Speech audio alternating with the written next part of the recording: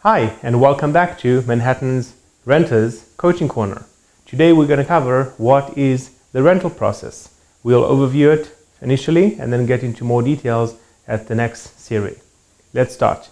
The rental process is very simple. The rental process starts from the day that you start looking for an apartment. Most renters start the search on the internet unless they already have a broker that they worked with in the past and they can rely on them to find them an apartment. Once you are looking for an apartment with the broker and you're running around the city to different neighborhoods, looking at different options and educating yourself on what is the best option for yourself, all of that can be done in a very relaxed manner. There's no urgency and everybody can take the time to find the apartment. However, once you do find the apartment that you like, that is a sprint to the end. That's very simply. Once you find the apartment, you want to dash to the end. You want to be ready with all your paperwork, ready with knowing what the process is, ready with all the monies in the bank, so then you can get the apartment and make sure that you do not lose it to somebody else. So let's cover the rental process. Once you've found the apartment that you like, the general process in Manhattan, this is an overview. Each one may vary a little bit to the left or a little to the right, but I'm going to cover every single step that can possibly happen throughout the rental process. The first thing that most brokers would require is for you to go ahead and to complete an application along with an application fee.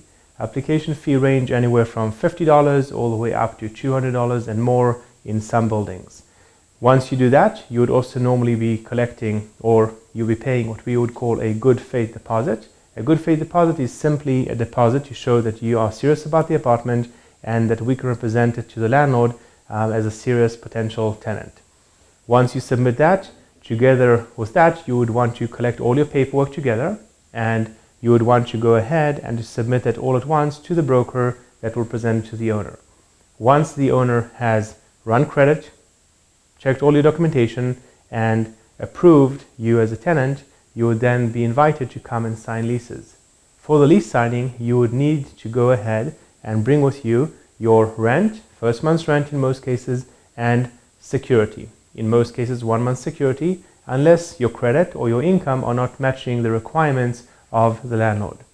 Talking about requirements of a landlord, what are the requirements in Manhattan? They're very simply, most landlords require that a tenant's income would be anywhere from 40 to 50 times the monthly rent.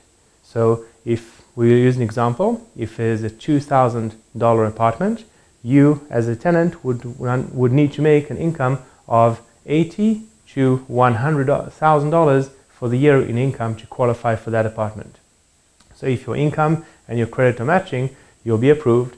Once you're approved, you'll be coming to an office, either the broker's office or the landlord's office, to sign the leases. You would bring your first month's rent, the security, and you would then go ahead and sign the leases.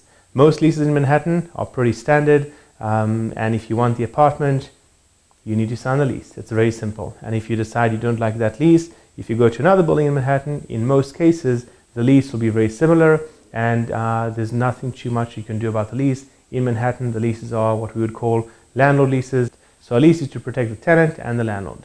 We'll cover that in a different topic, in a different subject. But once you've signed the leases, what will happen then? The leases with the checks will be going to the landlord to get countersigned either by the landlord or by the designated person that the landlord has allowed to sign leases for them. At that point, you'll have an executed lease and the apartment is yours. You'd move in and receive a copy of the original lease once you're in the apartment, or a couple of weeks after you have signed the leases yourself. That is the process of a rental in Manhattan. We're going to cover different subjects in the series, so feel free to click on all the other options here with the headlines, and you'll get lots more information to educate yourself on how Manhattan rentals work. Have a great day.